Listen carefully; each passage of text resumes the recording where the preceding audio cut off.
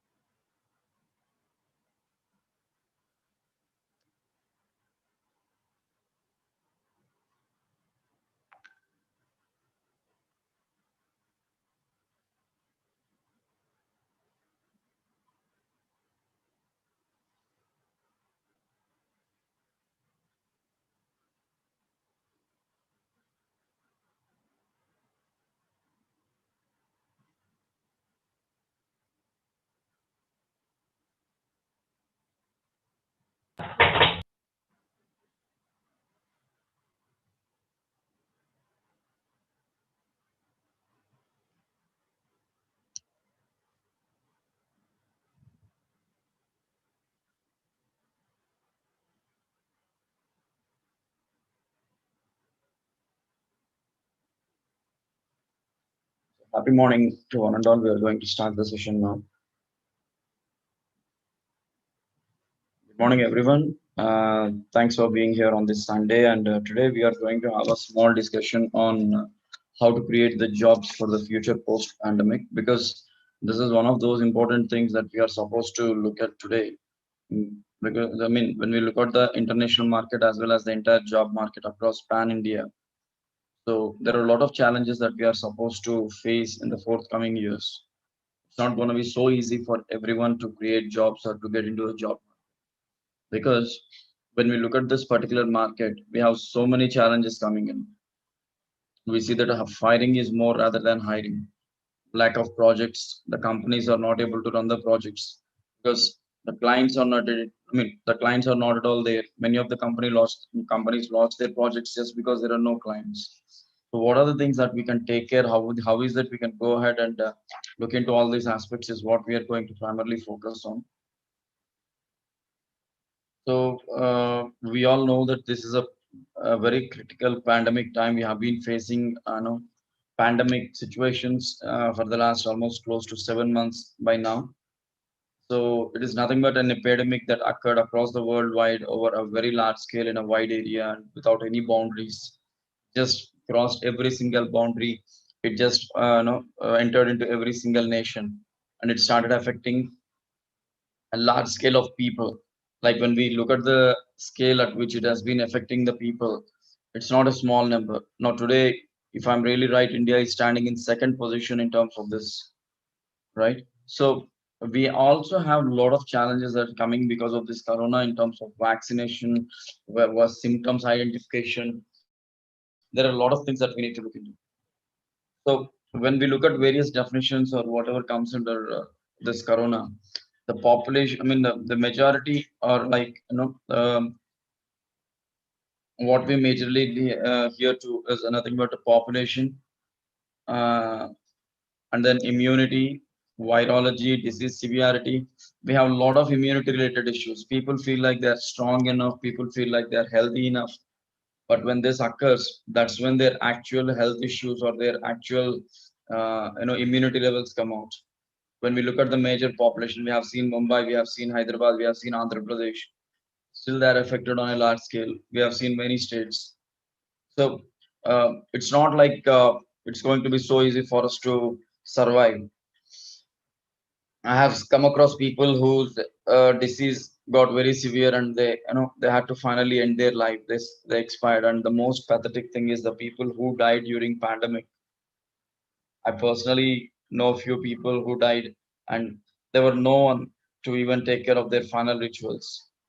Means we are facing such a critical situation today that even to perform certain set of rituals or anything, people are not coming forward.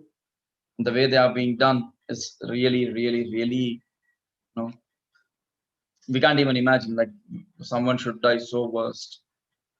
So how the pandemic might play out in 2021 and beyond is very important. So this coronavirus is here for the long haul. See, the scientists say even today we have the statistics. So it says that for the next few years, like as of now, we can say that for the next 2 years, okay, it's going to be there on a high note. We don't know what are the various symptoms that it is going to show. We don't know what are the various kind of qualities that is going to change. But the only challenge is that people are not able to seriously take it. Okay. And they just feel like it's gonna be easy, nothing is going to happen to us. So do not take it so easy. Corona is not going to be so easy. We are going to face a lot of challenges in terms of job, in terms of health. Even if you have a single symptom, never ever take it light, because you don't know what sort of damage will it make, and in what way it is going to actually make a big mess out of it. So the future will be very much dependent on how much social mixing resumes and what kind of prevention we do. So this was done by me. This was by Mr. Joseph Wu, a disease modeler at the University of Hong Kong. Now, when we look at the social mixing aspects, okay, people nowadays they don't have so much of fear or seriousness like what they had in the initial days. Now, the future will be completely dependent on how we are going to live today and how we are going to design that for the future. Because today, if we can't take care of ourselves, if we cannot say what we are going to be today and what we should do for tomorrow, there is nothing that we can do in the future. Now, the biggest question is, do we have a better chance to get the things right? Yes. Number one is protect the planet. Yesterday, I have seen one of the, I mean, for the past 3 4 days, I've been watching the news. Of course, many of you must have seen even in the English newspapers the kind of floods, the kind of natural disasters that have been occurring. I mean, when something happens, people blame the governments very easily. That's a big thing. Of course, that's true. But what is our role in protecting the planet? Are we really saving the planet Earth? Are we really in the process of knowing or using our senses to see, are we rightly doing the safety measures? When a manhole has been cleared across the flooded locations in Hyderabad and few locations, they just got tons of plastic out. When you use a water bottle, when you throw it on the roadside, or when you throw it onto a roadside canal, where is that going to go and stuck? It will go and stuck at one particular point. Imagine in a day if there are 50 to 100 water bottles on a small canal, where will the water flow? And if the rain occurs, the water bounces back on the main road. This is not like nobody knows it. Everyone knows. Every one of us knows how to protect the planet. But we think like, if not me, someone else will do that. Now, the same way, the things are happening even with pandemic. People feel like it will not come to me. When it comes, I'll take care of it. But things are not the same what we feel like. In many localities across Hyderabad, when the cleaning has been done, they found that there are bundles of water bottles and plastic content that have been pulled out of the manholes and the canals, which really obstructed the water not to flow. And this water has come out and started flooding into colonies and houses. So better, let's all use our senses and know how to protect the planet, because if we don't know how to protect the planet will completely become another graveyard. Or majority of the planet, if it becomes graveyard, what is that we will do and how is that we can survive? So there's a big future ahead. Champion access to renewable energy for all. Renewable energy resources are the biggest thing these days, and they're the real important things. What is that we are going to see? Change our relationships to food production. How is that we are going to manage it? We are going to see. Support dignified work conditions and entrepreneurship. This is something which is majorly lacking, and leave no one behind. The most needed one to be discussed. So champion access to renewable energy. When I say renewable energy is nothing but this is what it is. How is that we are going to establish such plants, windmills? So the need for renewable energy is more even critical now. It provides a lifeline for millions of people, and also as a catalyst to ensure bright, prosperous, and healthy future for generations. I was traveling across Anantapur district very recently I mean, of course, from Kadapa to Tadipatri in Anantapur district. On my way, I have seen huge windmills. Like there are fair enough, somewhere if I'm right, around 40 to 50 windmills that are already existing, and these windmills have been generating a lot of power. That is the prime idea. So renewable energy resources are the biggest, upcoming challenges for the next generation, and there are very good options to actually get into this and be a part of it. But the only thing is, how many of us are ready to do this? How many of us, are ready to get into this renewable energy resources is a question. The renewable energy is a golden thread that weaves all aspects of our lives together. It can power homes, business, schools, and hospitals without endangering the health of people of our planet. Today, if you look at our the way our people execute the electricity aspects, the way people lay the roads, the way the people construct in our country, I think we can see we cannot see such kind of things nowhere in across the globe. See, for example, in a place called Tirupati, where I stay today, okay, we have a flyover that has been getting constructed for the last 1.5 2 years. This flyover maximum goes about 1 to 1.2 kilometers, not more than that. And now they say that it takes another 1 year. And just that they have started the construction of flyover, the way they are maintaining the roads, the way they are maintaining the electricity poles, the way they are maintaining the cables, there are ample accidents and incidents that have happened, but still no one bothers. We want everything to be in place, but what is our role and responsibility? Are we really trying to ensure that all our responsibilities are clear? Are we really going to ensure that all our activities that we are going to perform are good? We cannot say that, because many of the people know what they are supposed to do, but they are not able to do that. So let us focus more on renewable energy resources, like I mean, installing solar panels, and then generating more power and things on using these windmills concept. Now we have such a place like Tirupati, we have a lot of requirement as such.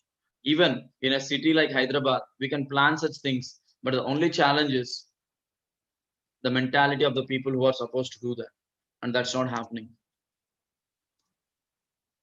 Support dignified work conditions and entrepreneurship. The biggest challenge nowadays is now that we should be advocating for safe, secure, and dignified employment, particularly for those people working in traditionally low paid, undervalued roles, and for those who are often excluded from earning a living, such as migrants and refugees.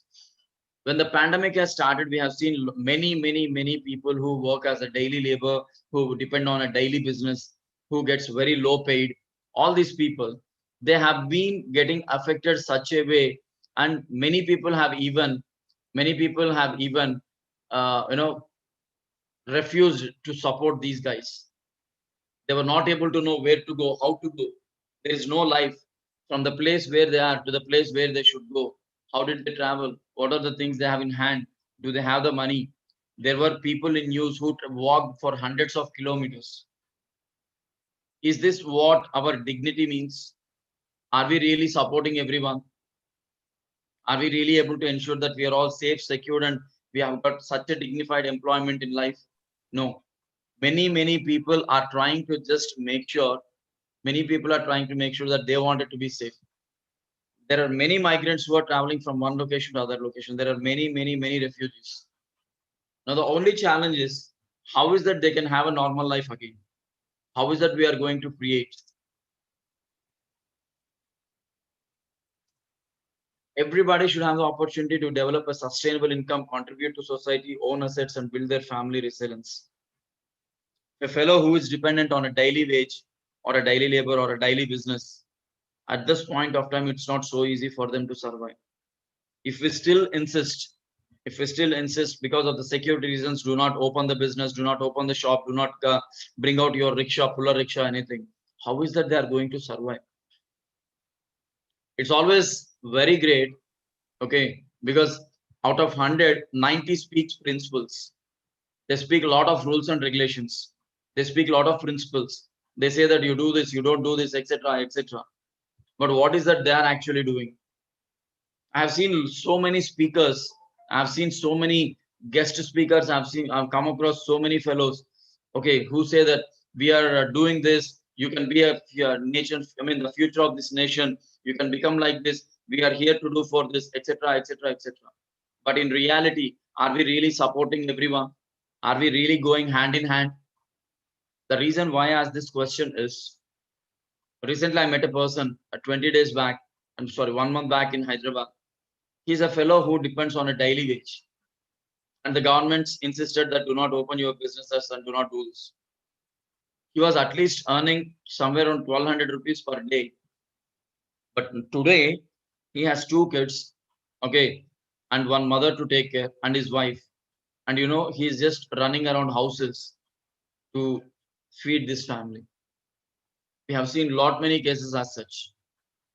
When we have the concepts to speak, let us speak only if we can help each other. Do not give away the concepts or principles like, we don't follow, but let others follow. Let us try to support each other hand in hand, help them to come back, help them to have a income source. Let them become a new entrepreneur. Let them contribute something to the society in return. But are we really looking at all these things? Many are not doing it. Even entrepreneurs are facing a crucial time now, to lift the communities out of poverty after pandemic. See, I have seen over 45 plus startups in Hyderabad which got shut down.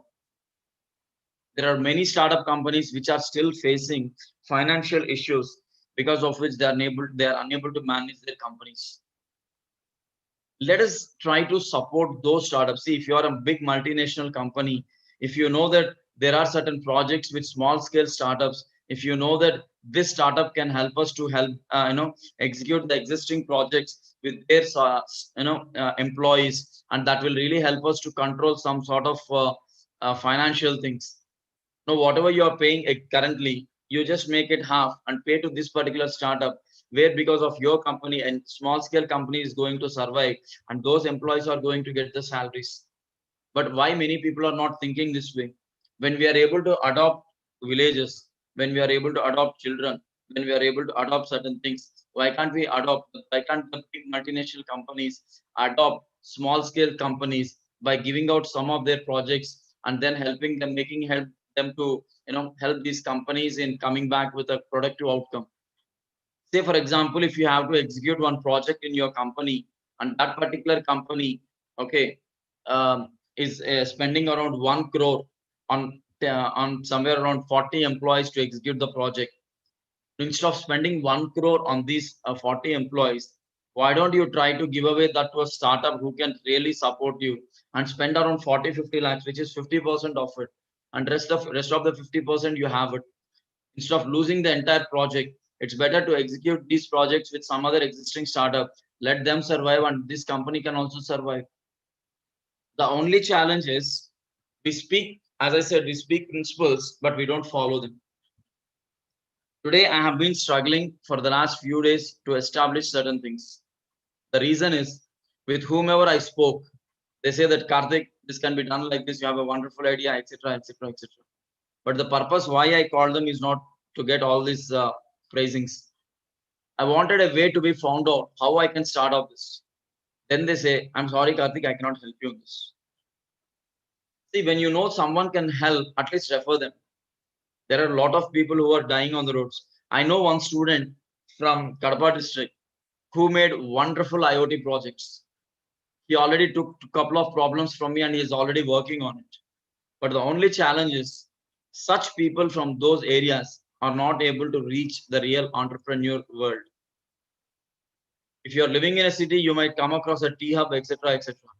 But when we are living in a place like Kadapa or Anantapur, or when we are living in Andhra Pradesh, what is that we are getting? Do we know how the things are getting executed? Always try to seek support from someone who can help you to execute the things, not to just hear and leave the things. So that is very important. So during this pandemic, if you have some better idea, try to meet someone who can help you to execute those things. So, the change makers who have the creativity, the passion and energy to transform the communities. We have a lot of people around. The only challenge is they don't know how to take the things forward. So we need everyone on board to ensure that these pathways lead to a better future, and refugees are particularly vulnerable to the impact of COVID-19 crisis and uncertainty it brings. We need to definitely go hand in hand. We cannot say that, we have something that we cannot do here. We have to do everything. We need to support everyone. We need to create a pathway for a better future. But the only challenge is how many of us are ready to do this? Refugees are particularly vulnerable to the impact of COVID-19 crisis and the uncertainty it brings. Today, a lot of construction activities have got stopped just because the people who are expertise in this are not in this location. The only problem is, are we really getting ourselves ready to survive in that place and establish something where because of us, 10 more people can survive? No. We are trying to travel from one place to other place. Yesterday, I was reading in one of the news and also in one of the papers why people are still traveling to Hyderabad even after having wonderful hospitals in Andhra Pradesh. The reason is the quality that matters and the kind of treatment that matters and the kind of culture that is around is why people are still running around Hyderabad. I know people who still travel to Hyderabad for a cardiac checkup. I know people who still travel to Hyderabad for routine health checkups. Does that mean that don't we have anything within our surroundings? We have it. But why are we not worried? I mean, why are we not going there? It's not about they're just existing. It's about what kind of quality we are going to get. So establish such things where you can create a life for the people, and these refugees will also have a great future. Right? So climatic changes will almost certainly exacerbate the problems that they face. And yet, COVID-19 has shown so many examples of the valuable role refugees are playing in supporting local communities that have been hit by this health crisis. We have locally a lot of problems that have come up, and because of all these problems, like I said, maid related issues, construction related issues, manpower, any manpower related issues, we have a lot of concerns. Now, are we really going to take up all this as an individual? To what extent we can support these things? So digital transformation actually generates the data, and that demands employees with an ability, with the ability to handle appropriately. Now, post-COVID, what is the kind of life we are going to have? The new world order, jobs for a post-pandemic future. In terms of health sector, in terms of supply and demand, in terms of politics and government, in terms of manufacturing, in terms of education, in terms of financial sector, everywhere we have a lot of factors that are going to really impact on all these things. But to what extent are we prepared with these things? In terms of health sector, are we really, like I just said now, are our hospitals really that equipped to handle the patients of COVID? So what sort of technology and what sort of techniques that we need to handle these patients? In health sector, what sort of jobs are going to exist? In supply and demand logistics, what sort of future we have? Especially logistics, we have a great future. Even today, Amazon, Flipkart, they're still able to deliver the products during COVID with all the security measures. But the only challenge why the people are still fearing is that the public reaction or response in terms of receiving these products is not correct. When they say that kindly collected with properly secured, I mean, like having sanitizer, having gloves, everything, we still try to talk to those delivery boys in such a way that they're not able to accept it. Manufacturing sector, it has a very huge damage. Aero sector, car manufacturing or any automobile manufacturing, we see that there is a huge,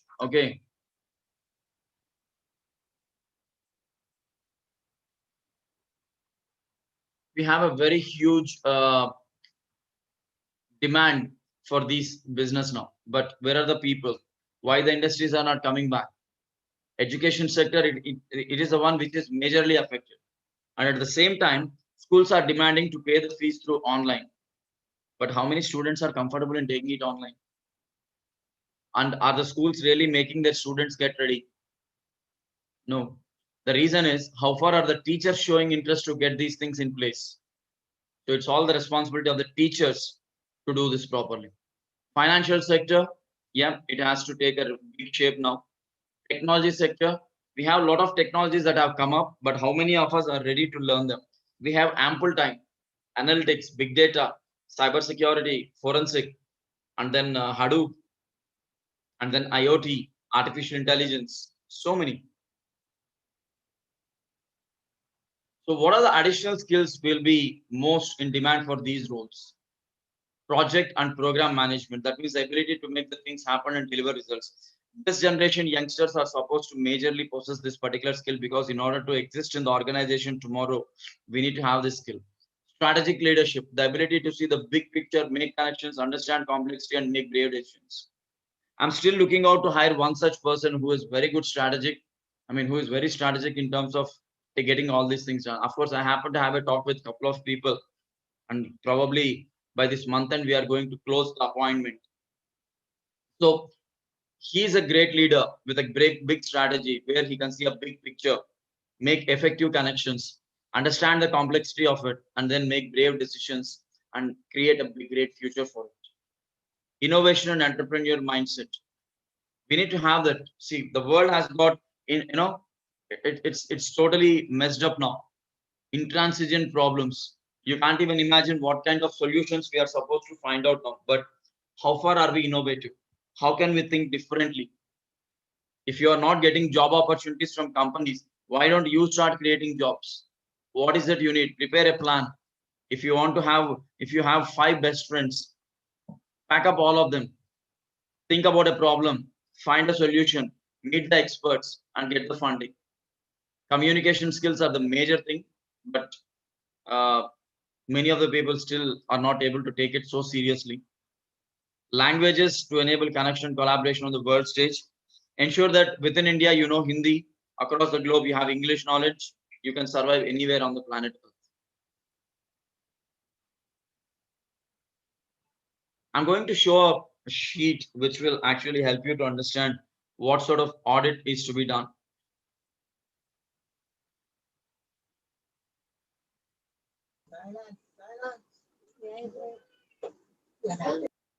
This is the sheet, transferable skills developed through employment and study. So this is a one set of sheet. So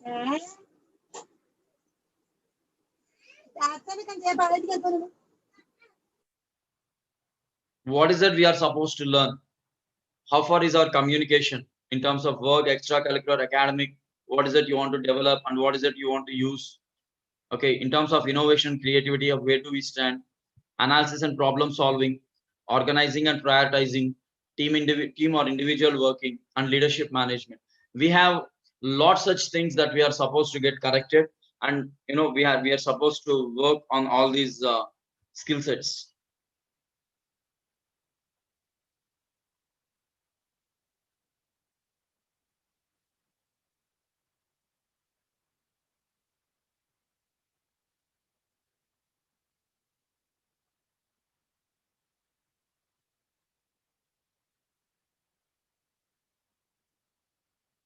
So what is that finally the future needs? They want someone who is adaptable and flexible, who is good at critical thinking, tech savvy, creativity and innovative, digital and coding skills, emotional intelligence, and who is a good leader and commitment to lifetime learning.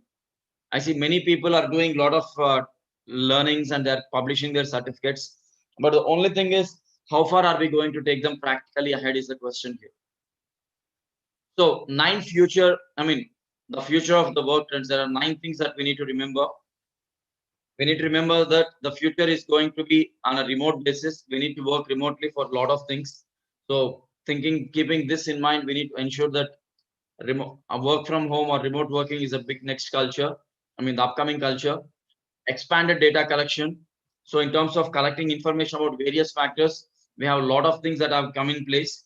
So expanded data collection methods are there. There are various methods that have been expanding, increasing day by day in terms of data collection for various analysis and analytics. Contingent worker expansion, and then expanded employer role as a social safety net, and separation of critical and skill roles.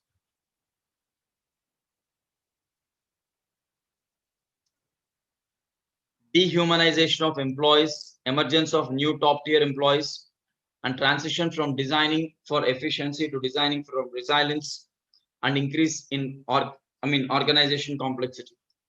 These are some of the factors that we are supposed to definitely focus or remember, because when we can't focus on these things, and we cannot say that the future is certainly going to be so easy for us.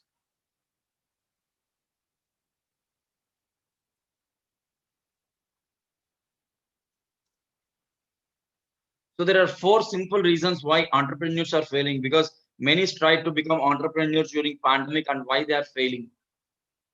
They lack the motivations when time gets hard. If you are a parent and if your son or daughter says that this is something traditional, I mean, I would like to try, and this is going to work and this is a future of it, do not discourage them. If you cannot support, at least get them a support from somewhere where they can see their great future. Motivate your children, motivate your students in such a way that they don't feel low and they can find out something different and they can come up with a right idea. Have right marketing efforts, have such team who can develop you to, I mean, who can help you to develop in terms of right marketing strategies, and possess the fear of failure. No wonder if even if you fail, don't worry about it. You are going to come up with a good success again. But don't feel that you are a failure and you cannot do it anymore. And poor financial management. Yes, this is very important. We need to understand how important it is. We need to make sure that whatever we plan in terms of financials for existing, I mean, for running a startup or to be an entrepreneur, it is very, very crucial, because unless or until you have a big plan for finance management, we will not be able to run any organization in terms of investment, in terms of salaries for employees, in terms of equipment purchase. There will be a lot of things. You should be able to see your future for the next 5 to 10 years with the financial management as well. So these were some of the points. Of course, there are a lot of things to discuss. In the next session, we are going to take care of it. So thank you so much for all the participants who have been here today. And I'm glad that you people took out your time to be here on a Sunday also. So thanks to everyone who have been a part of it, and just staying with me today for this small discussion. And further, yes, we are going to have some more discussions on all these things, and we'll be able to speak about what we should do and all. You can become an entrepreneur, no, but the only challenge is you need to be very careful to whom you are going to talk and who is going to support you and how is it going to happen. So with this, I'm taking leave. Thank you so much for all your time, and we'll be discussing few more in the upcoming sessions. Thank you.